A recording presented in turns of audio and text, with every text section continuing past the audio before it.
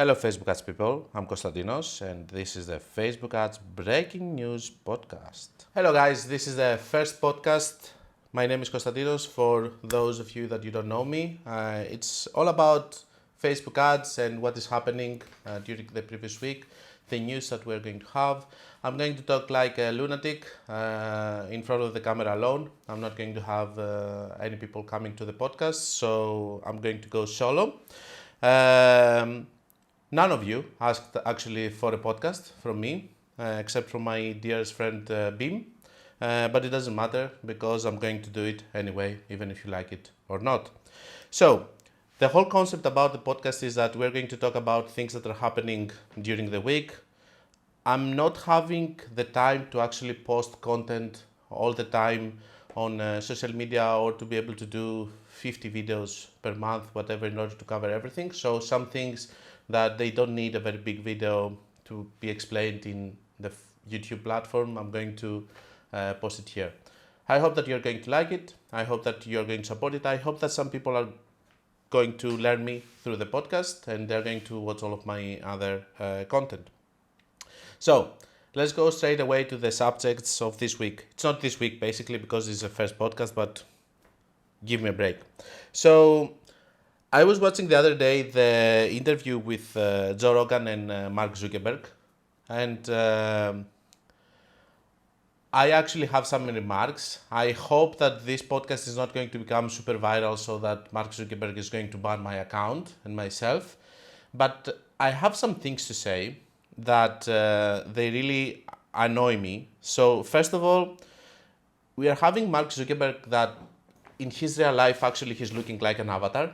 He's trying to become like an avatar himself in real life, which I don't get it. Second thing which I don't get is how many people are actually working in terms of training him in the things that he has to say. Because from what I have seen is that, and you know, the people like me that we work with the Facebook platform, we have some difficulties with the Facebook platform is it's a little bit heated relationship. We don't like some things that they do, some other things are good and stuff, but still they have a very good platform, but we really like the algorithm and everything.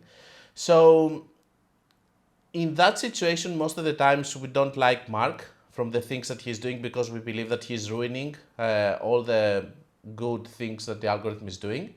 But I kind of liked the guy in the interview, and this is super annoying for someone like me, that most of the times when Mark is out there saying things, we just hate whatever he's saying.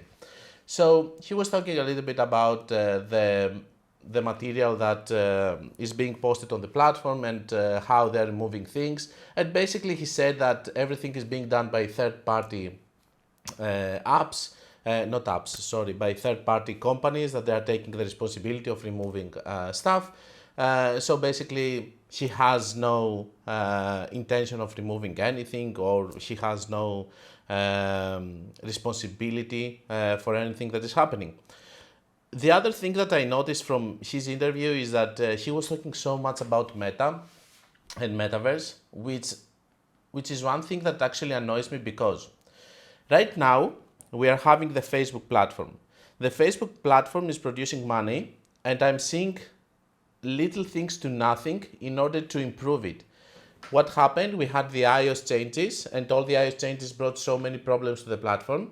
So after that point, we're having Mark that he's actually obsessed in a crazy way. He's obsessed with Metaverse, and he's doing nothing else in order to improve our Facebook ads experience. What are we seeing? We are seeing people that are untrained in the platform. We have these Facebook representatives that they are saying all of this crazy stuff. Most of them, I like to do the comparison with North Korea. Talking to a Facebook rep, it's like talking to a guy from North Korea that he's brainwashed about Kim Jong-un.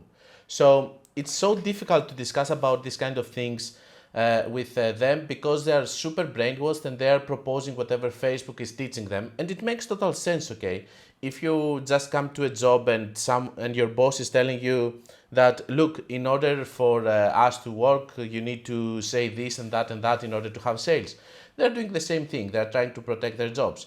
Not to mention that I have never seen, except from one case, Gabriella, I have never seen any other Facebook rep staying for more than 6 months in the position.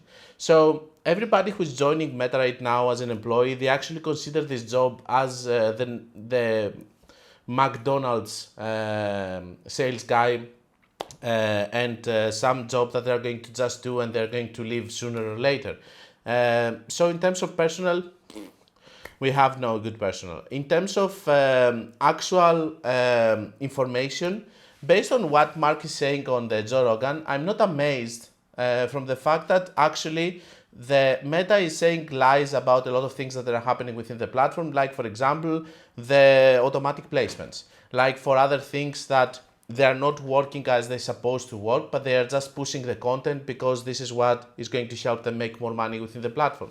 So in my opinion, we are having all of these things and Facebook not being transparent about how the algorithm is working. So you have people like me or other people that they are trying to explain what is happening with the algorithm, which is causing a lot of issues because some people are actually right or some people are wrong, and we are not having a very good line of communication with Facebook and alignment in terms of what the algorithm is doing and what the algorithm is not doing.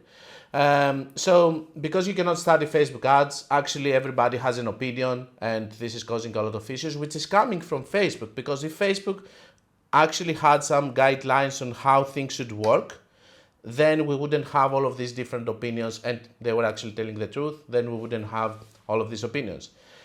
So my point is about the customer support, that they are not having good customer support, but not even that. They actually removed a lot of the customer support. The other day I wanted to talk with someone, and now I have realized that you cannot even reach to them and talk to them.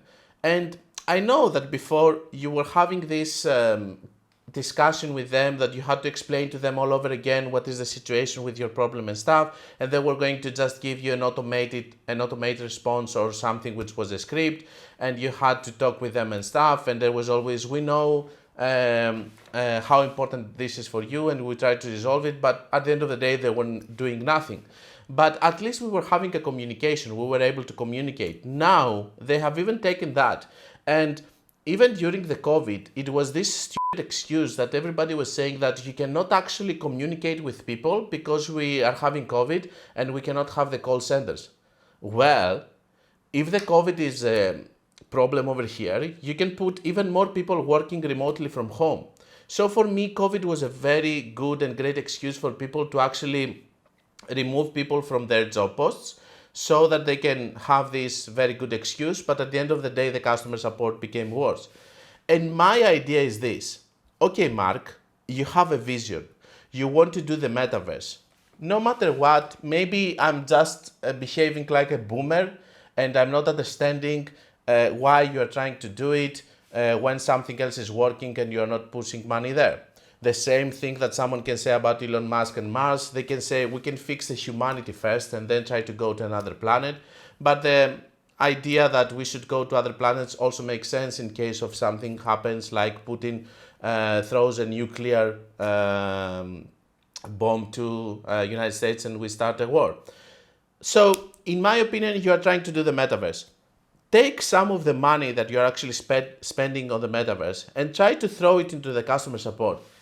I cannot believe that in your whole career with Facebook and being the CEO and owner and everything, nobody told you about the difficulties that we have with customer support, with how bad is the customer support. If you go to any forum, you will be able to see that everybody has problems with customer support. Try to fix it eventually. There is no point for us to try to work. Okay, I understand you don't want to be super transparent with how the algorithm is working. For me, it's not an issue because I'm going to understand it anyway with the data and I have big accounts and stuff.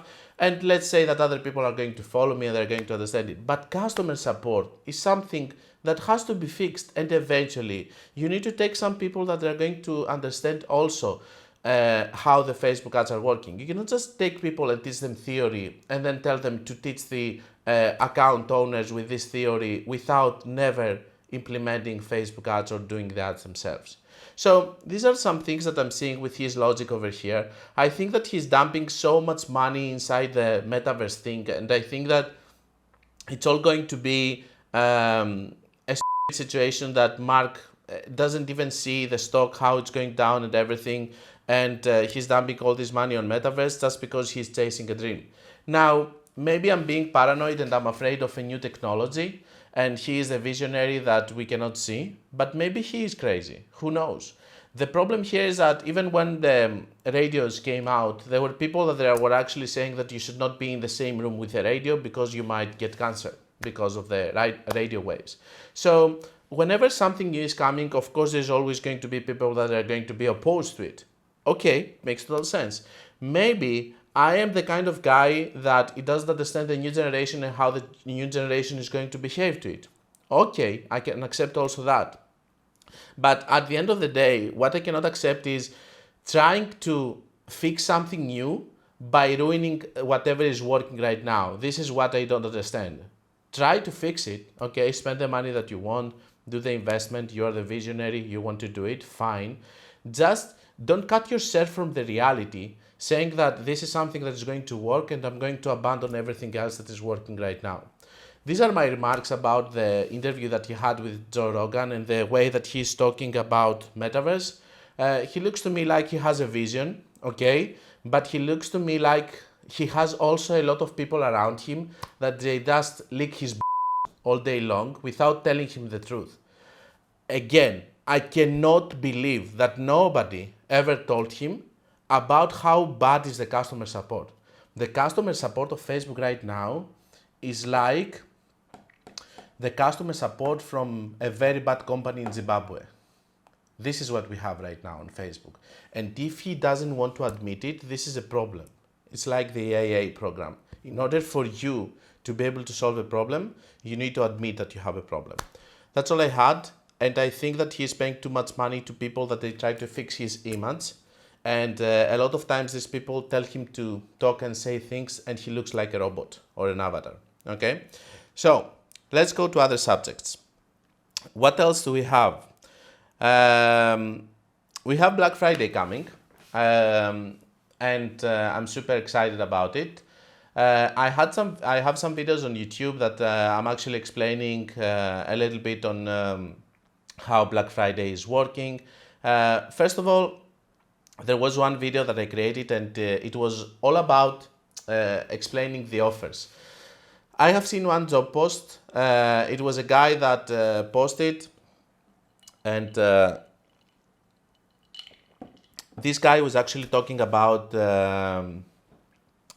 He was talking about having an offer of when you buy 4, we're going to give you a 5th item for free. So, in my channel and in general with my clients, I always tend to say that you need to have offers that make sense for your numbers. And even when you don't have offers, you need to have and sell items that they make sense so that you can make money. You need to understand your numbers, your break-even return on ad spend, your profits and stuff. If something is not working, try to increase the average order value. Of course, having an offer that it's having 4, selling 4, getting the 5th for free, it's something that is helping companies to increase their average order value. Now, does it look appealing? This is my issue here. When you're having an offer, it doesn't have to be just an offer that makes sense for you. It also has to be an offer that people are going to see and they're going to say, okay, this is a very good offer, I'm going to buy. One very big example is Secret Lab, for example, okay? So Secret Lab, when Black Friday is coming, they're having 10% discount on Black Friday. The problem is that if they say 10% discount, it's going to look, it doesn't look right, okay? Even if you buy something for 500 euros, you're going to have 50 euros, which is going to be for 10%, but everybody is watching the 10%. They're not actually working the 50 euros that they're actually winning. So what they have done, they say save 50 euros in every order. It looks much better, right? People can understand it. It's easier because some people are going to just do the math and they're going to understand how much they're winning, but some people are not going to do it. So eventually you need to have the offers that people are also going to like. So since the Black Friday is coming, Try to see whatever makes sense for your numbers and try to adjust it. If you don't have the means of not giving more than 10%, do a coupon and say how much somebody is going to win, $20, $30 and stuff, if it makes sense also with your items and you are selling one or two items that they have standard prices. If not, try to make bundles and say that this is a Black Friday bundle that we sell with 20% off, so that you can have higher average order value, but you are also going to group items and you are able to give 20%. Do things like that in order for Black Friday to be one good period for you. We have explained already that Black Fridays are what we consider in this channel and in this podcast attack periods. Whenever you are trying to scale an account and you are seeing and you are having these issues, we are always seeing that in Black Friday periods, Facebook is giving us more space. We can scale more by keeping the same ROAS or by even increasing ROAS. That means that immediately you're having much better results, and that means that when you are having this kind of good results, you are actually able to maintain the same budget later because Facebook gave you that space. So in order for you to do so, you need to have a good offer. Now that we discussed this, sorry, I'm a little bit sick today. So now that we discussed this, let's talk a little bit about how we are going to do our ads during the Black Friday. Most of the times, the common mistake that I see from people do is that they are actually doing their ads before the Black Friday. And what is happening on the Black Friday, we are having so much demand that even the advertisement that we are doing, it's not, the CPMs are not rising actually so much because the people are actually saving money for Black Friday and the demand is not enough to cover all, the supply actually is not enough to cover all the demand. So after that point, we know that we are having a crazy period, which is on Friday. This doesn't mean that there are not any chances of selling or good opportunities before the Black Friday. So you're seeing all of these companies doing the pre-Black Friday or Black Friday week and stuff. They are not doing it because they are reckless or because they just want to win more money. They are doing it because of data. The whole point is this: you should start some ads from the 15th, maybe even without an offer, just start them. Even if you're losing some money on the process, start them because you will be compensated later. Start some ads at the start of the Black Friday week with all of your offers and everything that you want to do, the new banners, the new creatives, everything. And after that, what you're going to have is you're going to have ads that are going to enter the Black Friday day and the Cyber Monday with data. This is the biggest advantage that you can have against other people. The CPMs are rising, as far as I can see in the last days in most accounts that I'm working with. And this is happening due to the fact that people are starting preparing for Black Friday and doing ads. Guess what? The ads that they pre-exist, the ads that I'm launching now, they're having the previous CPMs maybe a little bit slighter higher. Okay, slighter higher, whatever. So the new ads that we are launching, and they are actually competing at the same time with the new ads that other people are launching, which the volume is much higher, I can tell you that they have much higher CPMs from the ones that campaigns that are actually established right now. So the way of thinking and the logic is that if you go earlier and do your ads, you're going to have better CPMs during the day of the Black Friday, which means that you're going to win more in terms of advertisement. So the whole concept is this, not to mention that a lot of times people are doing ads during the Black Friday, and after the Cyber Monday, they are closing the ads, so they have to do new ads after that. Guess what? The ads that we started earlier on the 15th without any offer, they are going to stay up to the Christmas period. And this is the whole concept of actually having ads that are going to be fueled with so much data that they are going to be able to continue up to the period until the 25th of Christmas. And this is very important actually, because guess what is going to happen when people are going to launch new ads after Black Friday? Everybody is going to launch ads, CPMs are going to go higher, but this time they're not going to go higher in a period that the demand is going to be high. The demand has already been depleted already in the Black Friday, and it's going to start rising in the next days as we move closer to the Christmas period and people are buying gifts. So all of this concept is all about understanding how the market works and how you can adapt it.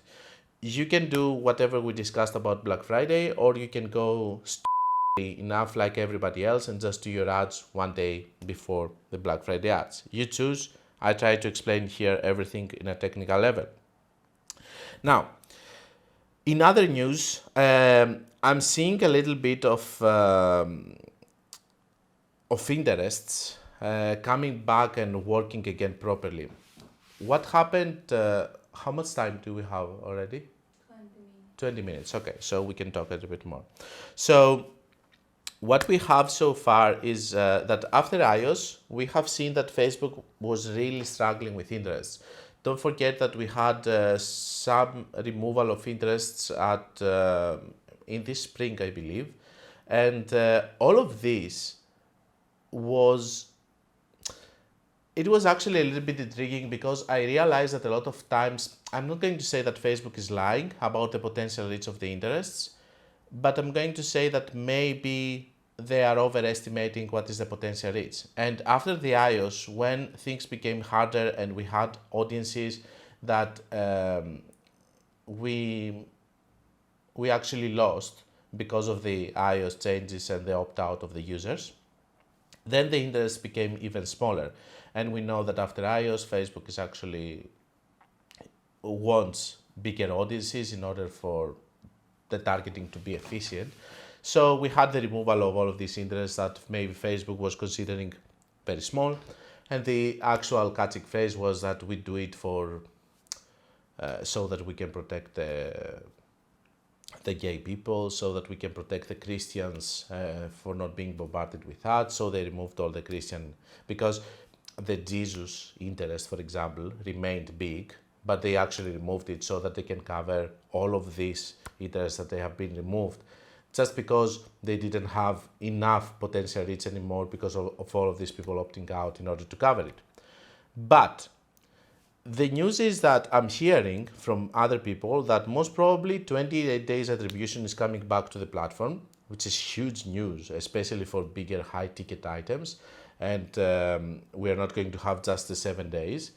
And I'm hearing also that some of the breakdown of results is coming back. And what is the breakdown of results? Back in the days, you were able to break down by country, placement, age, and gender, and you could see which group of those, for example, how many sales you had on women, how many sales you had on men.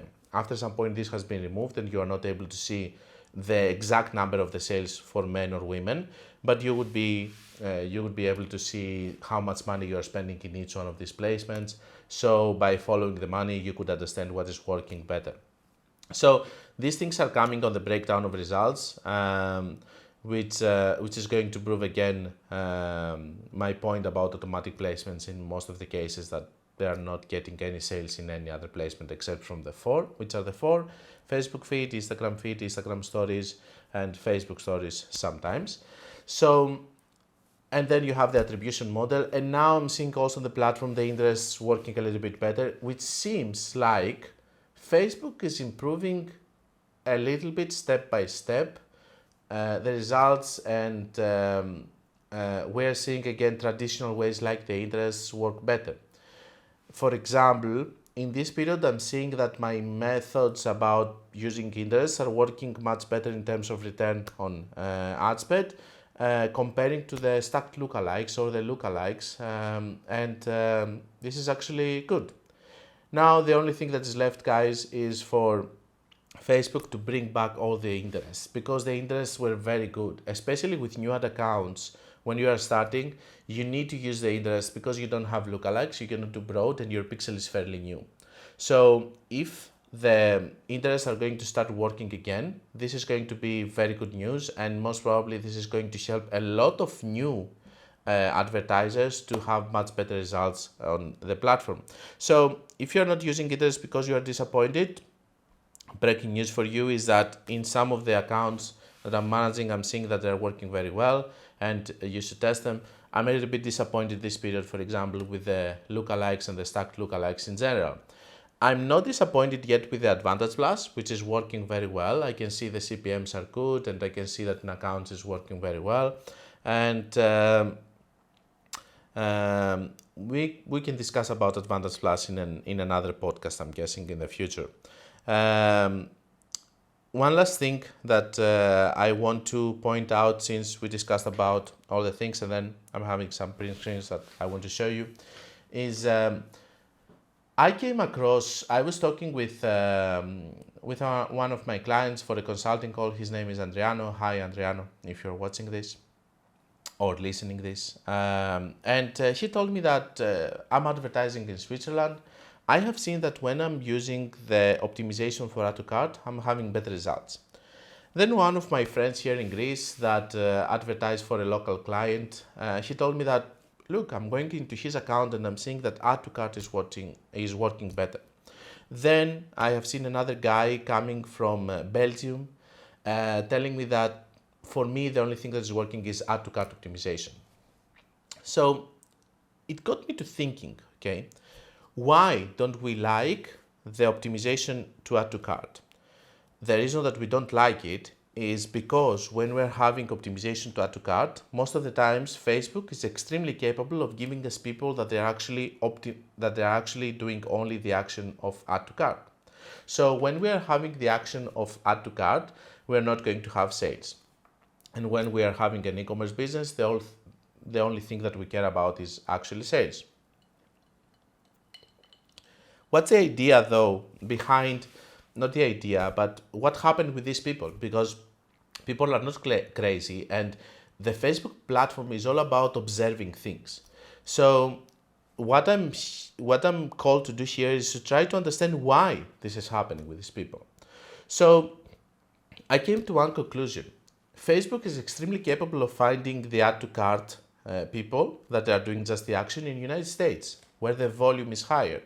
In smaller countries like Greece, Switzerland, Belgium, that the volume of people that added to cart and not completing the purchase, because don't forget that people who also complete the purchase, they add it to cart.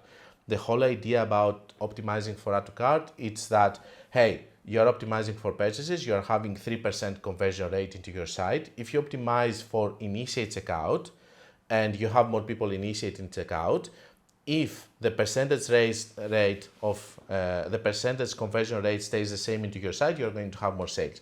That's the whole idea about it. So this is how it started back in the days, but later on the algorithm was becoming better and better and gave only the people who adding to cart or initiating checkout. So the conversion rate of the stores was actually dropping instead of increasing.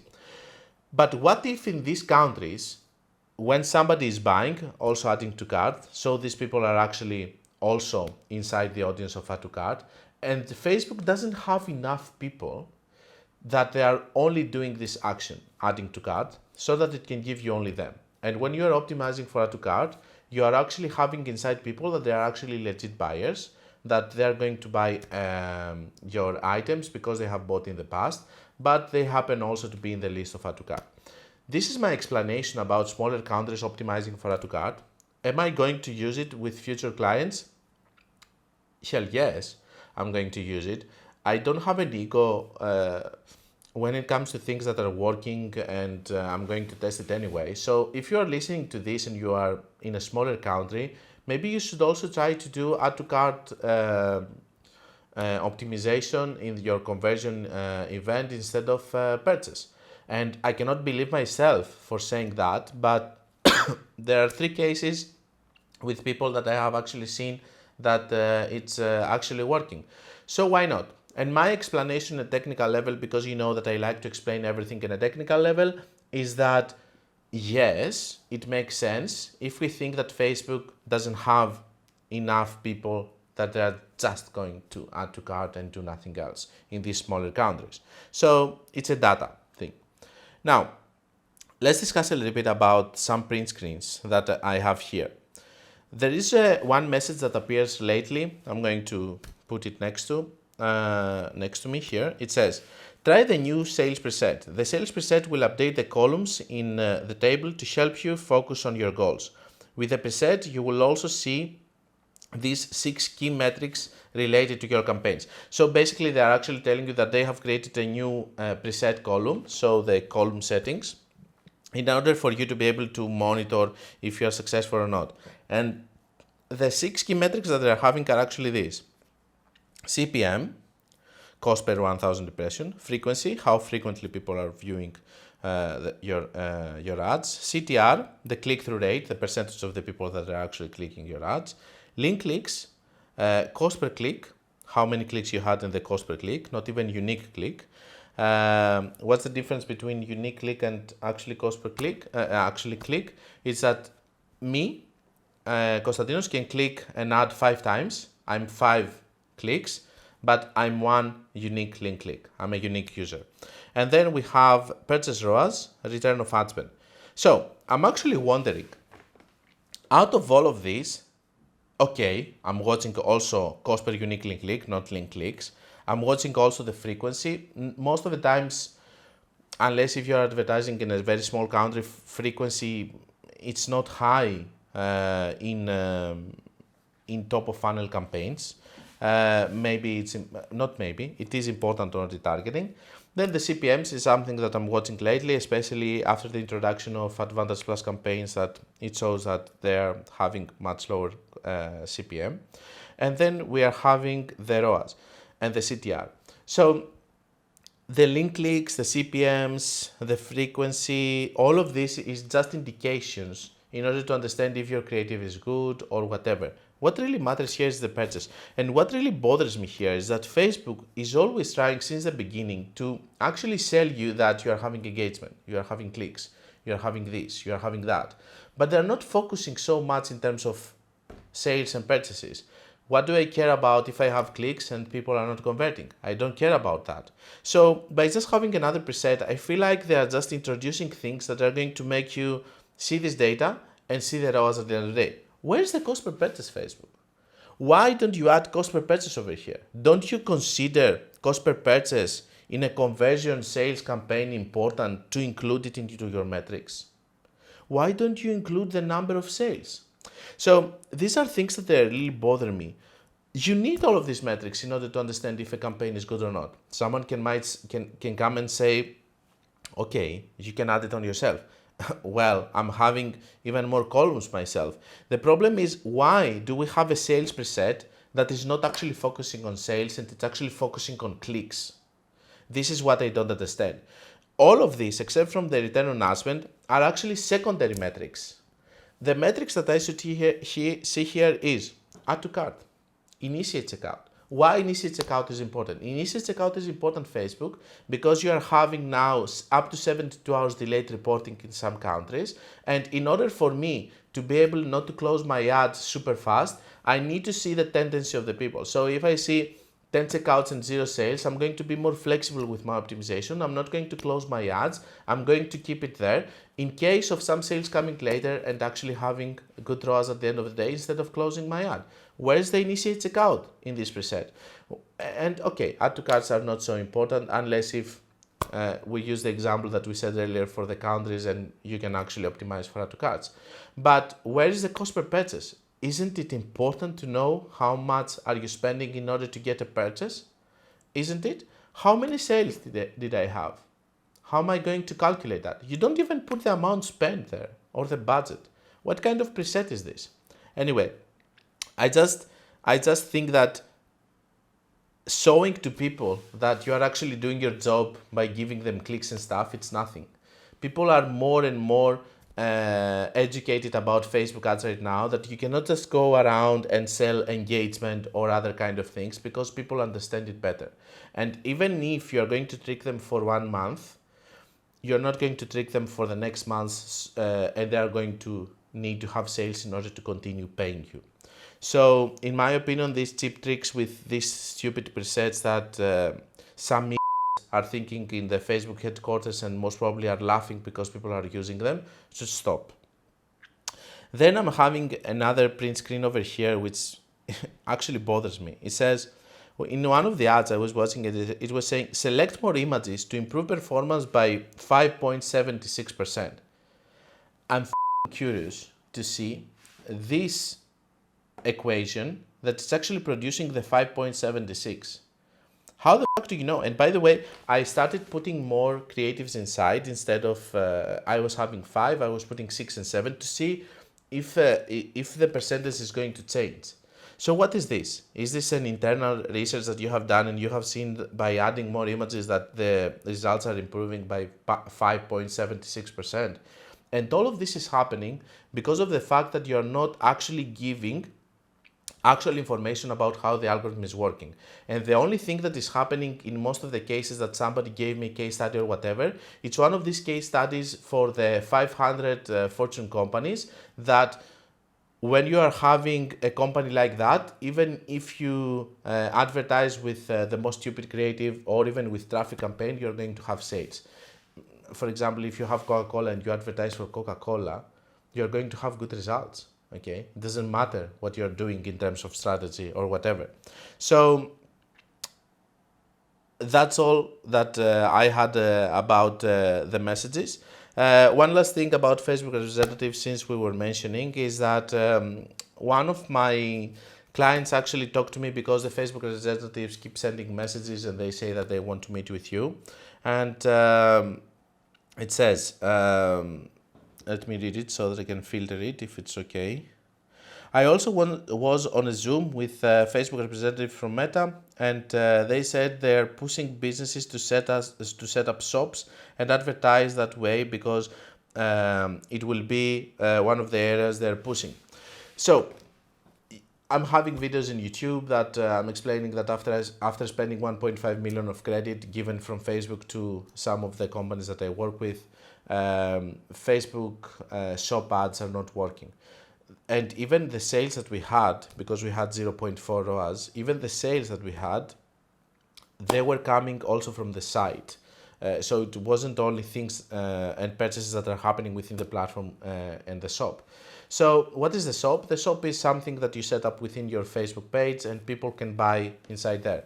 The way of thinking about the shop is actually correct because Facebook said, okay, I'm losing all of this data because of iOS and I cannot track back my sales. So what am I going to do? I'm actually going to set up a shop so that the transaction is going to happen within the platform and I'm going to keep the data. The same thing that is happening with the lead generation forms. So having all of that as an idea and as a concept is correct, but it doesn't work because the Facebook platform was never built in order for the Facebook shops to be there and work like this. Maybe Amazon is built like that, but Facebook wasn't built like that. And you cannot just go and change one platform after something's happening so that it's going to work like this. I don't believe that shops will ever work, to be honest with you. And the fact that they're actually having mixed sales from the people that are actually within the shops or the people that they are actually buying from your actual store, it indicates that they actually need all of this data in order for them to be successful. But still, Facebook is pushing the concept of shops even if they're not working. Why? Because they want to have data. They want to optimize their algorithms. They gave us so much money as credit to the companies that I'm working with in order for them to be able to gather data and train the algorithms. And now they're pushing it with Facebook representatives in order for you to go there and do your ads so that they can have data with the algorithm and train it more. If this is not the most opportunistic way of seeing your customers, what is it? Because here we're having people that they don't care about your results. They just push to you. And again, the Facebook representatives are not the ones to blame here. The people who are actually coming with the ideas of what the Facebook representatives are going to propose are the ones wrong. And of course, the line of the education that they are getting from Facebook that the Facebook shops are actually working very well, because they don't. And even if I see another case study from another 500 Fortune company, it doesn't matter. I can tell you that in normal campaigns and in normal companies, it is not working. So them pushing the concept that you have to use it just in order to get more data, it looks to me like a fraud. And they're pushing all of this concept of shops just because it's good for them and the algorithm. So they don't care about. So I think that Facebook should change a little bit also their concept about what are they going to do? They're going to come back to us anyway. So even if we propose something, okay, we propose it, so what? And the Facebook representatives, when they're proposing something, even when I believe that most of them are believing what they are saying, they have no problems of being fired like I do. For example, if I propose a stupid thing and then I come and my client has 0.4 hours, most probably he's going to fire me. So the problem here is that there are people that are proposing things without any consequences. Okay, and when you are doing that, a lot of things can go wrong. Okay, enough with the hate with Facebook, and let's talk a little bit about. I'm going to close this podcast, and I will try to post some of my experiences. I had freelancer diaries in the YouTube channel, and I really liked filming freelancer diaries, but due to technical difficulties, I'm not going to shoot anymore. So I'm going to post here some of my experience as a freelancer with people. So I'm going to read this. It's kind of big text, so bear with me. There is a guy here saying, I'm looking for someone to hire to help with starting a Shopify store. I'm completely new when it comes to dropshipping and e-commerce, so I would like to find one person that can handle everything instead of having to hire multiple people for different tasks. Ideally, I would like someone that can not only create my shop, but also run it for a few months until I can get the hang of it and I'm able to run it myself. It's not a necessity, but I would also like someone who is knowledgeable at branding and logos as well as social media content and running ads. I have a vision of my shop and what it is that I would like to sell, but I need someone to help me make my vision come to life. Patience is a must because he will be working with someone that has zero knowledge when it comes to the industry. The person that I decide to work with will be someone that will earn from and put my complete trust in when it comes to starting up my business. So I really need someone that is great with communication and that can keep me updated and include me in everything that's going on. So you're going to be a burden, most probably, to him. So I can gain the knowledge. I need to be able to run a successful business. To work will be long term, probably a minimum of 2 or 3 months that I would like to continue to have you around, manage the store, so I don't overwhelm myself. The hours and pay haven't been decided yet, mainly because I really don't know exactly what's all that will be needed until I'm able to talk to you and figure out a plan. So I'm being triggered when I'm watching this kind of posts. Basically, you want to hire Elon Musk. This is what you want here, my friend, because whatever you are saying over here is that you want somebody who is going to find an idea, who is going to build it, do the branding, and work for you as an employee, okay? Be innovative enough, know everything, and then teach you how to do it and give it to you.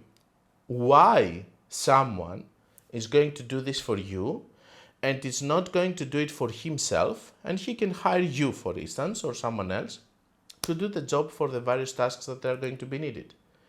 The perception that some of you have that you can just pay a person and become boss and start paying people and then everything is going to work just because you paid 1 or 2 people, it's crazy. It's crazy. And the same concept I see, so imagine working with a guy like this on Facebook ads. It would be crazy because he would need from you to find all the solutions while he wouldn't like to do anything. So my way of thinking is this: what are you going to do then? If you want to have a business and you're not going to do anything for your business with idea, talent, whatever. So Sotiria is just right behind the camera, okay? Let's give an example. Sotiria is super talented on video editing and stuff. Most probably you have seen her work on YouTube. Does this going to take away my talent on knowing things about Facebook? No, it's just a good cooperation. So what is happening here? It's a talent to find Sotiria, or any Sotiria that is good on video editing. Then you have to be generous with your employees and stuff and not being a d. And then you need to also bring something to the table. What am I bringing to the table? The fact, most probably, that I can sit here alone like an idiot and talk for 40 minutes straight about Facebook ads without stopping. Maybe it's a talent, or maybe I'm the guy from Split and I'm having a disorder. The other thing is that maybe I'm very good with Facebook ads, maybe I'm bringing experience something. So I'm bringing something to the equation. On the other hand, what are you going to bring in this equation? You're just going to be over there a burden that this person has to talk to you every day, and you're going to end up taking a business that is working immediately without even paying anything. It's just paying someone to be your employee. Do you know what is going to happen, my friend?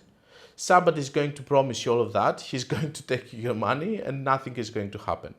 Okay? And for all of these people that they are having this perception, and if somebody is listening to this podcast and he doesn't listen of it again, I don't give a okay? Because at the end of the day, for all of these people that they just think that they can have a business like this working and someone else is going to do all the job for them and they're going to do nothing, it's completely wrong. And the way that I'm opposed to it is because I'm seeing also this behavior when it comes to Facebook ads, because guess what? The person that is thinking like this, the first platform that is going to touch is going to be the Facebook platform, and he will try to find success there. So the whole concept of having this kind of behavior and thinking like this is completely wrong. I'm seeing it all the time with some people, and I'm not working with them eventually, of course. But having the idea that the idea is not going to come from you, the problem solving is not going to come from you, and the idea that at the start, when you're starting, nobody from the people that you're going to hire is watching you seriously. Everybody is watching you like a pocket full of money that they will try to take money out of you just because you are trying to fulfill your dream. And maybe you are romantic, maybe you don't know, maybe you're trying to do it like this. But at the end of the day, you have to understand that you will find good people working with you. Maybe you are lucky and you will find them immediately, but you will find good people working with you when you know what you're doing, when you have an actual vision, when you know when you're bringing value to the table, and when you are somehow successful. Because even in a new store that it's a startup, the people that are going to work with you, they're just going to see it as a thing like, okay, let's work for this company for a month, and if we see that we're getting results, we're going to continue. If not, we're going to stop. And at the end of the day, they're going to get paid for their month, but you are not going to be paid for your month if things are not going well as an owner. So you're taking the full responsibility, and at the start you're not finding the actual people that they are going to give their extra energy and everything, because they haven't seen a proof of concept. Okay, so maybe Sotiria at the start, when she was starting working together, she said, okay, he's a from Greece, most probably he knows one or two things about Facebook ads. Do I have anything else to do instead of sitting to my house and just watching Netflix? I'm going to work with him, and if he's going to go well, I'm going to continue with him. It's okay. It's happening with most employees that you're getting. Was it like this, Soteria? I don't know, maybe. So maybe she was thinking like this, that this is a crazy guy from Greece, that he wants to do a YouTube channel and stuff.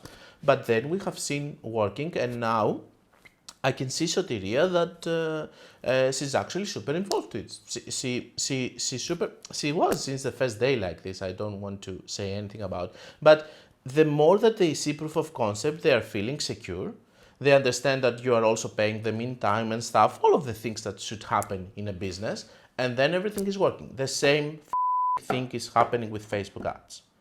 When you don't have proof of concept, you're not going to find the right people to work with you. When you have some sales, it's completely different discussion. And this is the reason that a lot of times some of you reach to me and they say that you say that I have this business and stuff, and I'm not working with you because I don't see the potential. Because for me, working with a person immediately that I don't see that it has the right mindset, the right branding, the right everything, it's a waste of time. I don't want to work with you for 1 month and then stop the cooperation. I want to find businesses that I'm going to work with years, months, whatever.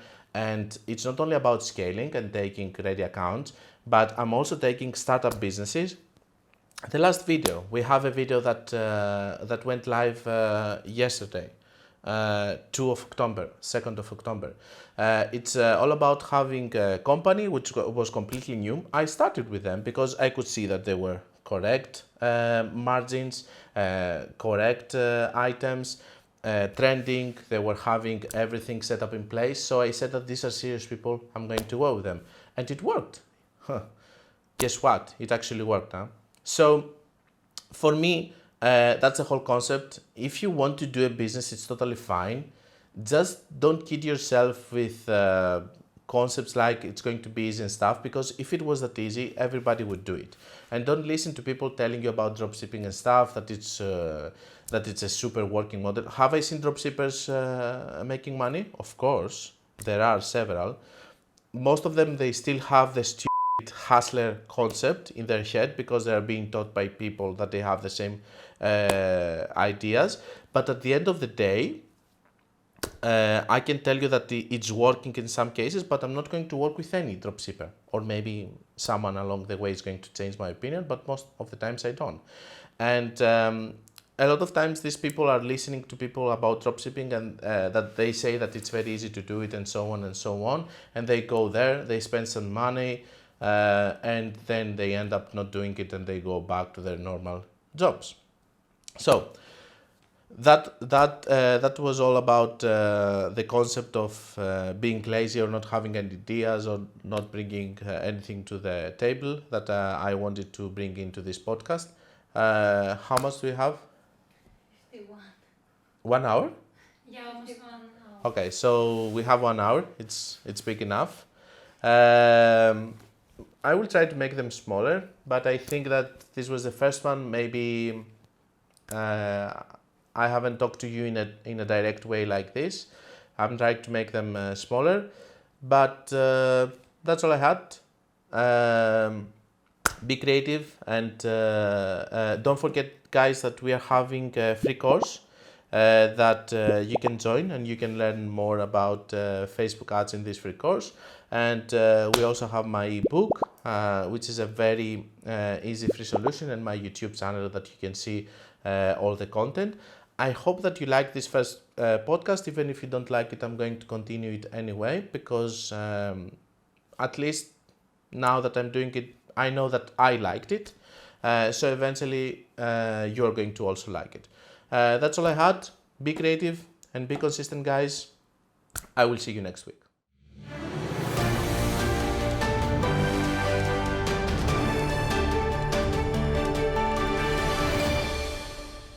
This was the Facebook Ads Breaking News Podcast. Like it or not, it is what it is.